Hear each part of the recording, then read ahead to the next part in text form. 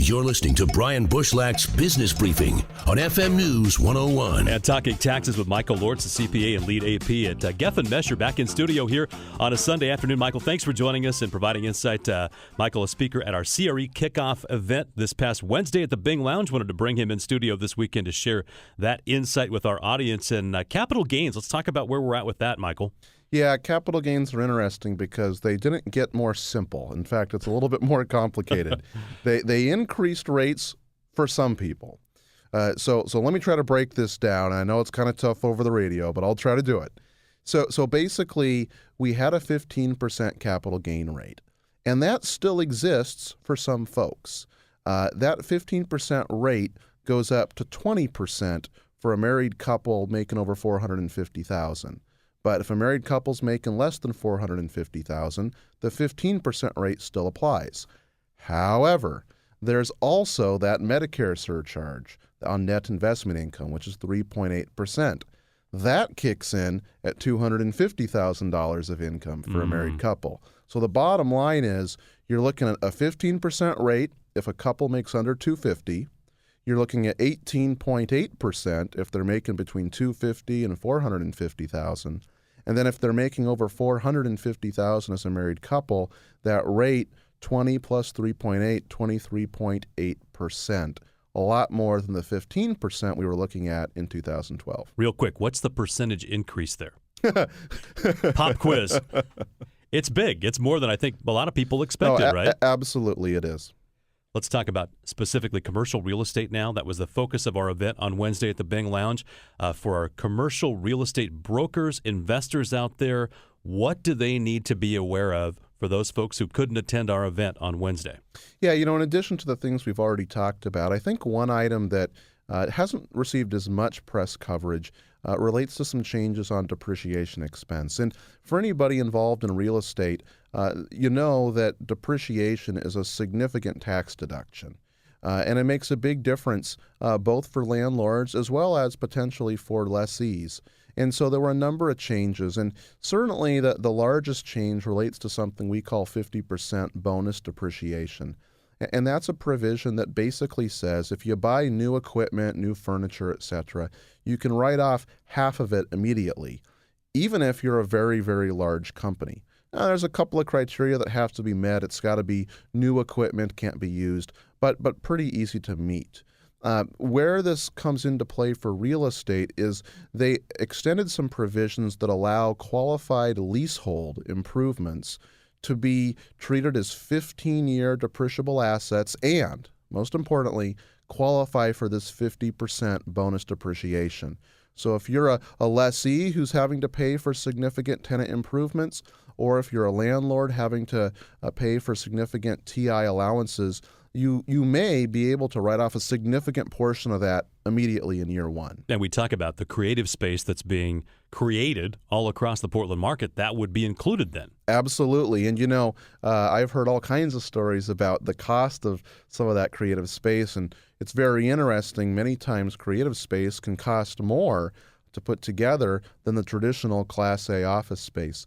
And so many times that creative space, the cost is borne partially by the landlord and partially by the tenant. Both parties should be able to take advantage of these changes. Okay, let's talk about business owners out there. And we have a broad range of business owners that listen to this show, so it's obviously impossible to be specific as to this. But in general, what should business owners know about these tax changes? Yeah, a couple things. First, the 50% depreciation we just talked about will apply to all kinds of business owners as well, not only on the things that they are purchasing, but if they are selling equipment, if they make equipment and sell it, perhaps they distribute it, it will be more enticing to their customers who will then be able to write off those purchases as they use that equipment in their business. In addition, there's a provision called Section 179 that has historically been used by small businesses, and it allows them to write off 100% of a fixed asset, a piece of equipment, furniture, certain types of vehicles, etc. And that provision was expanded and extended. Small businesses can now write off up to $500,000 of those purchases in year one, which is great. From a cash flow standpoint, you're spending your cash on something that's going to help you for a long time, and you get an immediate deduction. Michael Lortz joining us in studio from Geffen Mesher with the tax changes for this year. 3 minutes till the bottom of the hour. I want to hit the Oregon highlights real quick before we hit the bottom of the hour and you have to leave. But what should our listeners know about Oregon? Yeah, a couple things. There haven't been a lot of significant changes with respect to Oregon tax rules, but there are a couple things I want to highlight. First, a lot of people remember Measure 66, Measure 67 passing. Individual income tax rates went up. They've come back down, but not all the way down. So individual income tax rates were at 9%. They went up to as high as 11% under Measure 66. They're back down now to 9.9%. And it seems like nobody can remember our rates anymore, so I just wanted to make that point.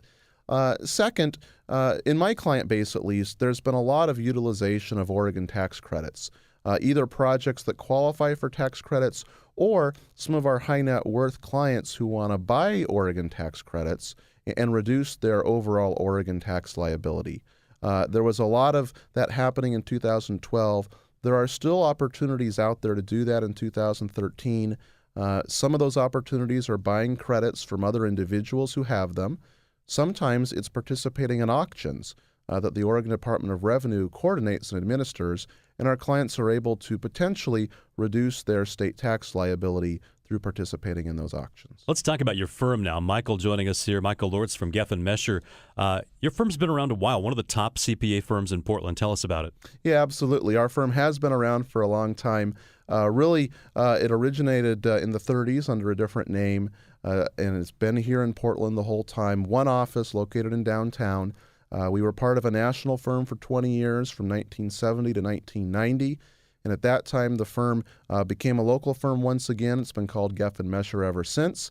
We do lots of tax work. We provide financial statement services, audits, etc., and really serve a lot of Portland's major industries. Yes, so many small business owners out there that I don't listen to the show really need to take the step up. They've had maybe the CPA they've worked with, they've been a small company.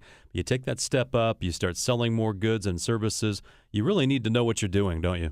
Absolutely. And again, I think I mentioned before, but planning is really our specialty.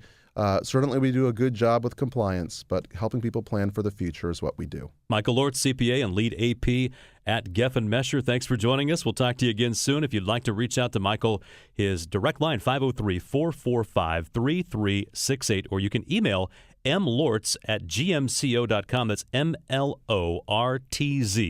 @gmco.com. That's Geffen Mesher. When we come back, we'll shift gears and talk about residential real estate with our friends at Directors Mortgage.